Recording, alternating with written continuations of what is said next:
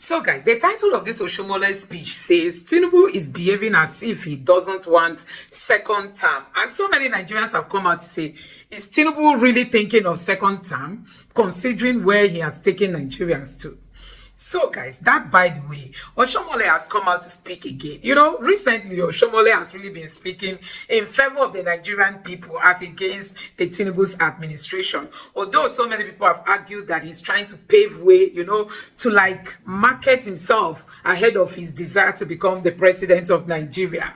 So guys, one keeps wondering, these APC politicians, they are not tired of sinking Nigeria from the look of things. Most of them are still eyeing the presidency. People like Akpabio, Wike, and the rest of them.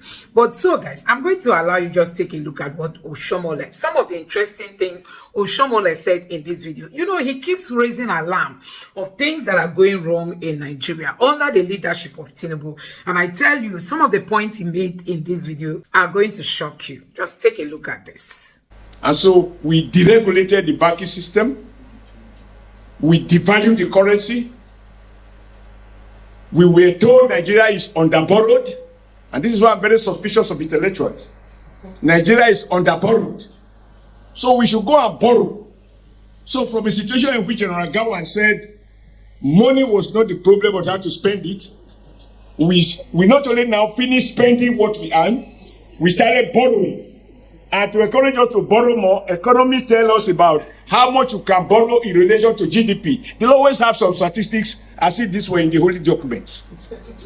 And so we borrowed to a point that they're now going back to say, you have overborrowed. And for us to support you, you must devalue your currency. You must float it. Don't subsidize consumption. And when you devalue your goods and services produced at home will be cheaper, and therefore you have greater export opportunities. Because Nigeria made goods, we find cheaper prices overseas, and foreign goods will be too expensive for the natives to buy, since we are now in our native land. And because they can't buy, we'll go to have a more realistic balance of trade. And that is how around 1978 or so, the naira was devalued from where it was 1 naira to 1.5 US dollars. When I went to UK to pay my school fees in the UK, I got my check from, I believe, Barclays Bank, which is now Union Bank. They issued me manager's check on the desk. I didn't have to lobby anybody. And I paid my school fees with that check. It was honored in the UK. And everything else was working.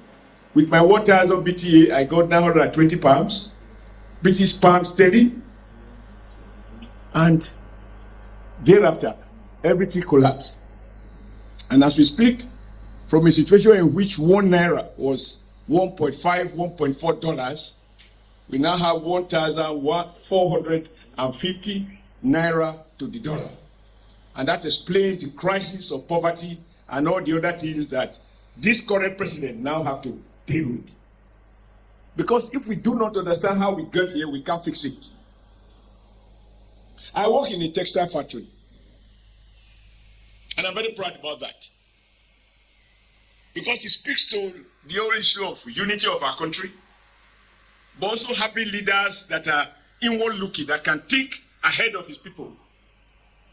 The premier of northern Nigeria decided that, given the fact that cotton is produced in most parts of northern Nigeria,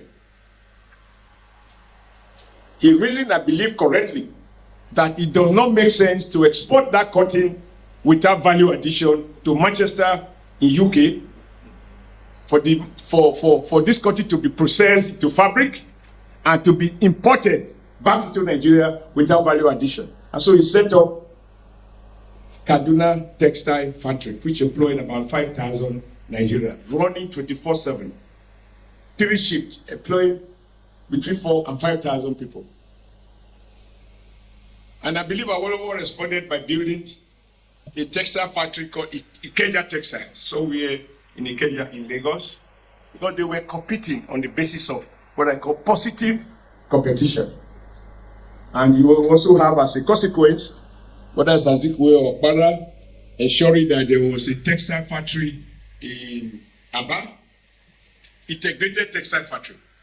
And of course, in Midwest, we have one in Asaba, also producing. Then we have GCM in Onitsha. Now, what went wrong? We were told at that time, Nigeria government, not democratic government, a military government, decided that we must indigenize, give more opportunity to Nigerians, and Nigerians must take ownership. And in life, everybody take advantage of what you have. What Nigeria has always enjoyed that made us the giant of Africa is our numbers. And that numbers is even much more now. And I believe Nigerian government at the time correctly told the world, if you want to take advantage of Nigerian population, you want to produce goods for us from Manchester, from China, from Singapore, wherever, locate in Nigeria. And government prohibited the importation of fabrics into Nigeria. As a consequence, between Lagos, Kaduna State alone, we had about 24,000 workers working in textile factories, because that is the only way they can contribute, to the clothing of Nigerians. In Lagos, in Kano, in Bombay, in Port Harcourt, in Aba, in Onitsha, these are places I went through Akosi trouble, fighting for decent wages. Everything was going fine.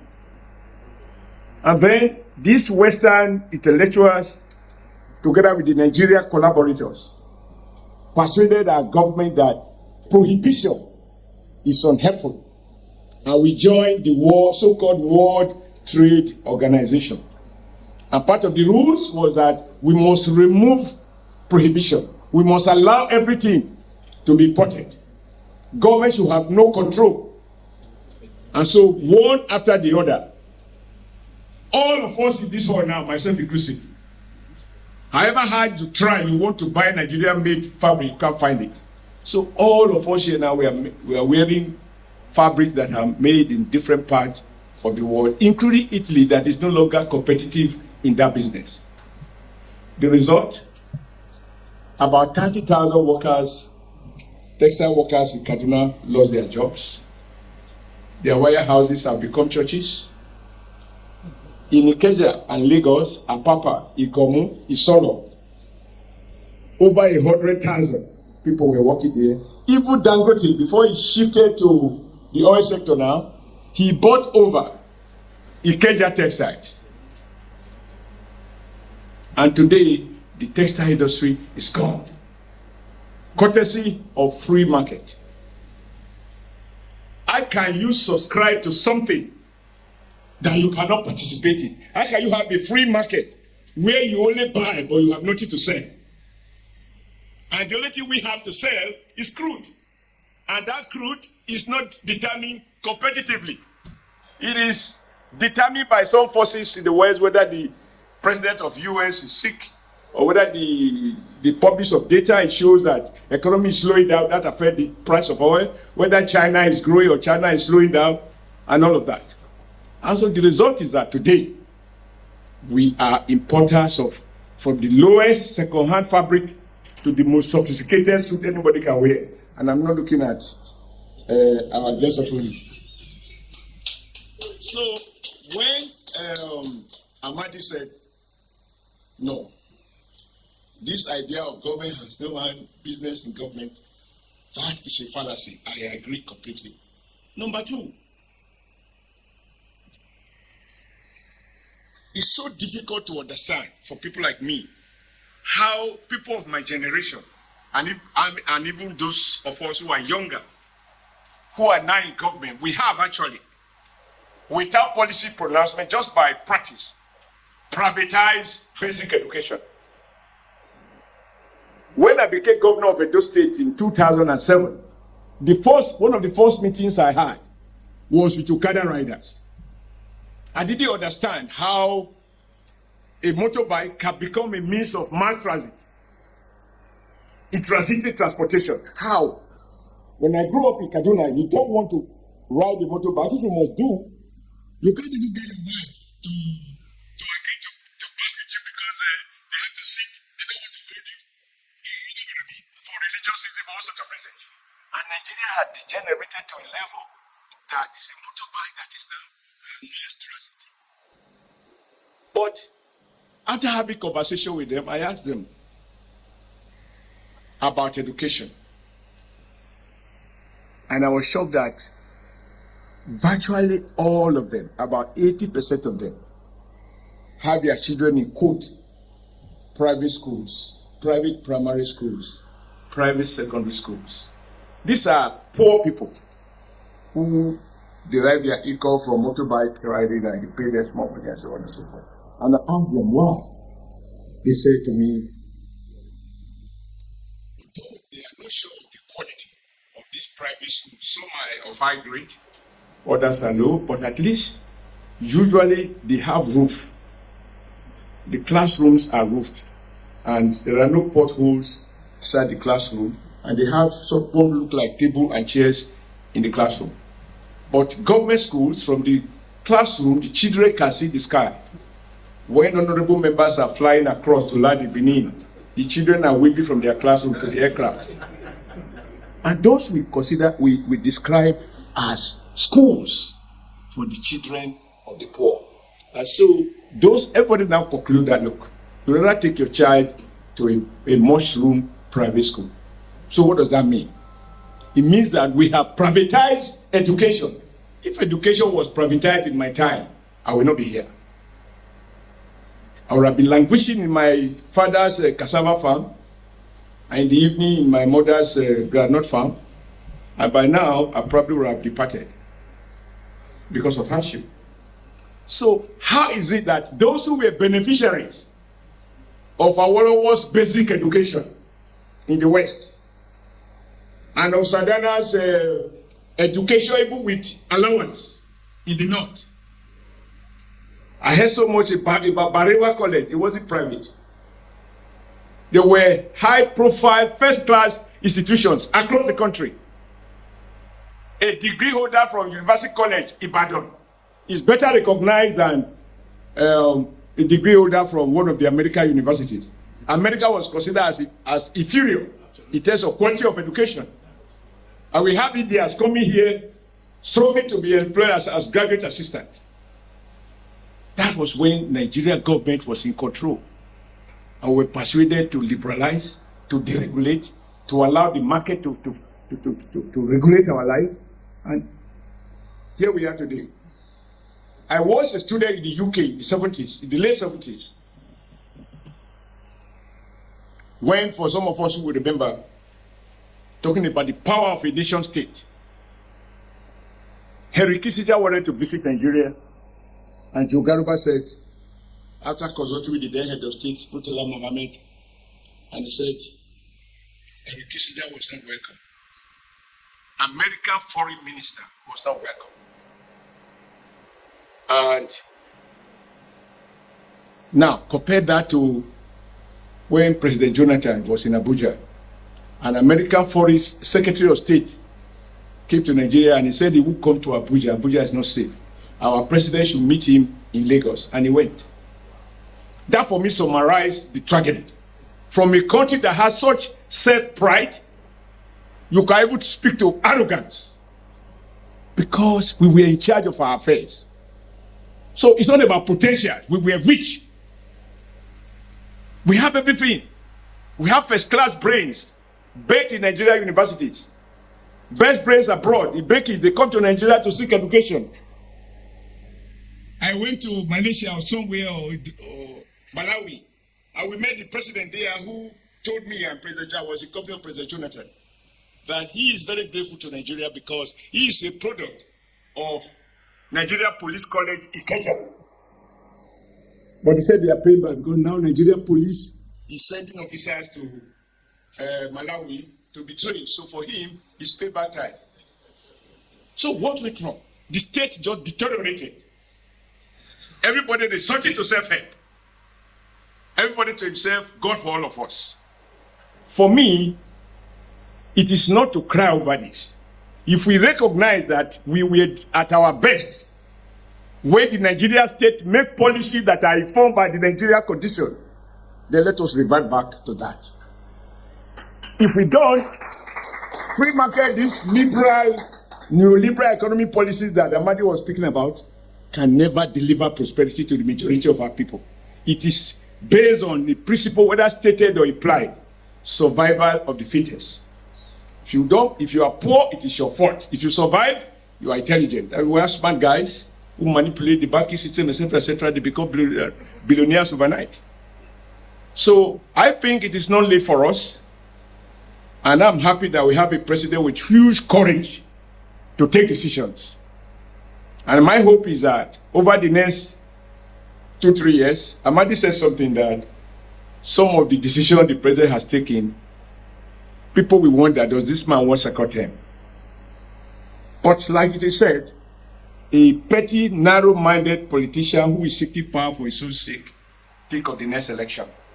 A statesman who wants the best for his country, we speak about what works for his country, regardless of the consequences.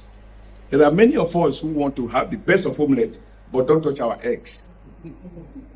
But every president that wants to serve his people, good omelette knows that he must break somebody's eggs, if however powerful that person is. So today, that national anthem that we are referring to, a country in which no one shall be oppressed. I know that is, I have been fighting oppression, because that is what the national anthem tells us. A country where no one is oppressed. Today, oppression is the name of the game. Somebody will tell you, I will teach you a lesson. And with a connection with the DPO, it can teach you much more lessons than you ever imagine. So where is the rule of law? There are so many. I'm not in the interior, and I have a way to interact with people who are managing our quote correctional homes. We change it from prison to correctional home to emphasize that prison is not meant to kill. But I discovered through my interrogation of this man in the place that we even care for better for dogs than Nigerian prisoners. And the bad news, 50% out of the 80,000 prisoners, 50% are awaiting trial. They will not be convicted. Yet under our laws, they are presumed innocent until found guilty. And yet these people will be fed, although the president has increased it now, 250 naira a meal, including water, and 750 naira a day. Anyway, let's move on. My thesis is that for us to revert, for us to secure the future, we must interrogate the immediate past. And one of the things we can't escape from is that the liberal economic policies have failed Nigeria. For example, last week, I found out that an Indian guy is building an integrated textile factory in Benin Republic. You will wonder why I keep talking about textile factory, not only because I work there, but it's a labor-intensive industry.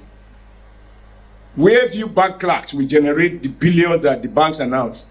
For a textile factory to make billions of naira in profit, it must employ thousands of people working 24/7, running 4 shifts.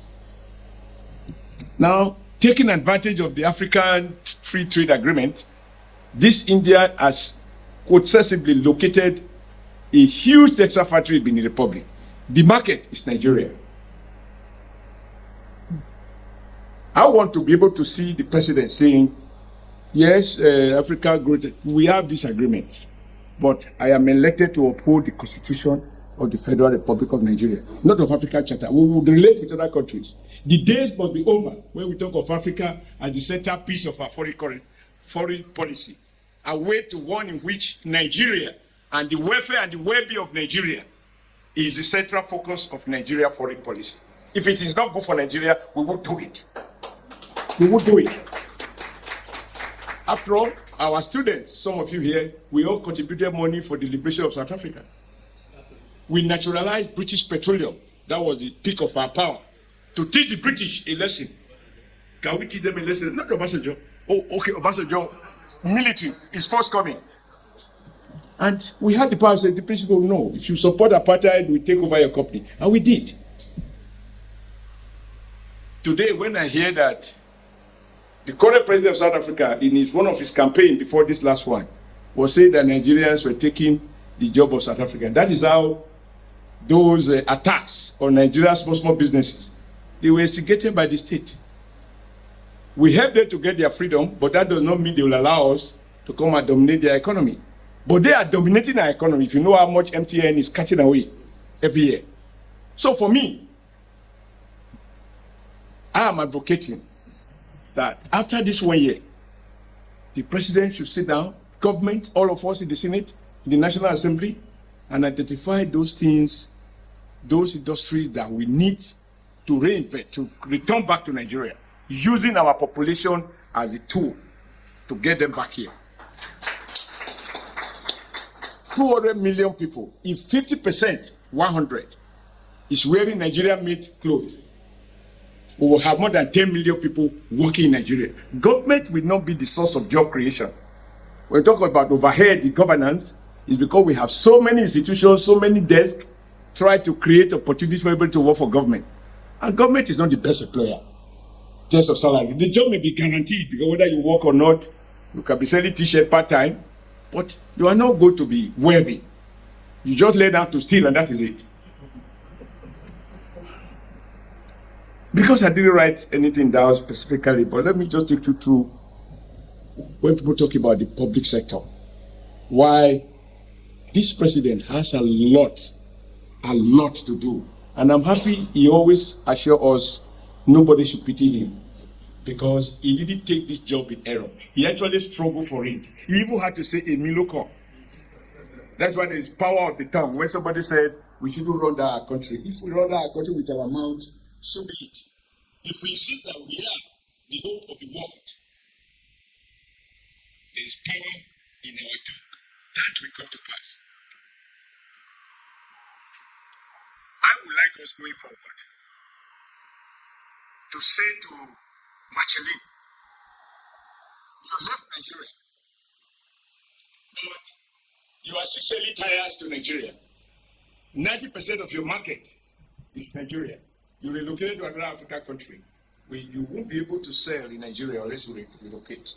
Government will give you state guarantees.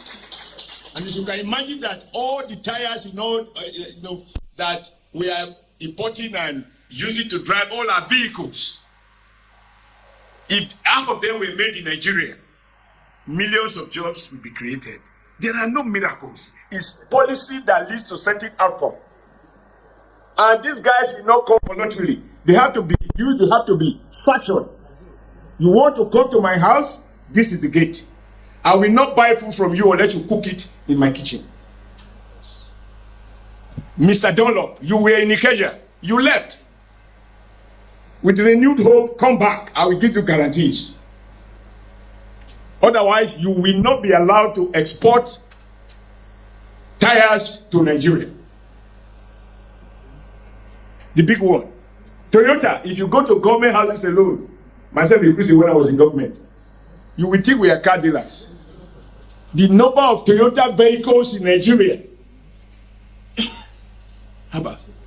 we started sensibly, ironically under a military government, that given our population, we need to have Peugeot automobile here. Peugeot car was once a very popular car. It doesn't die. If the engine knocks, you cut it 02, 03, 04. Right? And Peugeot located in Kaduna, and they employed about 3,500 workers, producing about 200-300 cars a day. I went there to organize a couple of strikes when they refused to pay our people well. So I know what I'm talking about. Then we had Volkswagen in Lagos, where Patutobi was GMD at the age in his 30s, employing about 3,000 to 4,000 people. Volkswagen in Lagos. Then we have Mercedes-Benz in Enugu producing trucks. We had Leyland in Ibadan, and the other one in Bauchi producing tractors. So even federal character was going to take into account. How did they disappear? Free market. Don't control. We belong to WTO. No country can be island to itself. We can't be island to ourselves. If opening up brings impurities into our system and kill our job and destroy our industries, we need to revert to the past. And that is why when we celebrate China, we just look at the outcome without looking at the system that produced that outcome. The Chinese also go to the World Bank. They also go to the IMF meeting. They listen. When they finish, they say thank you. They go back to Beijing and do what they call capitalism with Chinese characteristics. The interest rate is not market driven. The rate you change your money in hotel is the same rate you change it in the bank. I know it because I have been there. That is not market forces. That is state regulation. And when a state functionally abuse power, they execute. They kill. And so, without following Western models, China has become, over a period of 15 to 20 years, they had double-digit growth consistently, not based on market liberal models. When Washington insists that the Chinese currency is overvalued, the Chinese reply, it is not the foreigner who will tell us the value of our currency. In Nigeria, our people will go to the World Bank and IMF, they will tell us what they think we are. And we celebrate that fifth rate, what they call them now, they have this funny, not funny name. That, and you know, this Western world, they look for what favors them, not what favors Nigeria. So you keep wondering why most of African politicians are still puppet in the hands of this Western world. They dictate what you do for your economy. They dictate how you marry.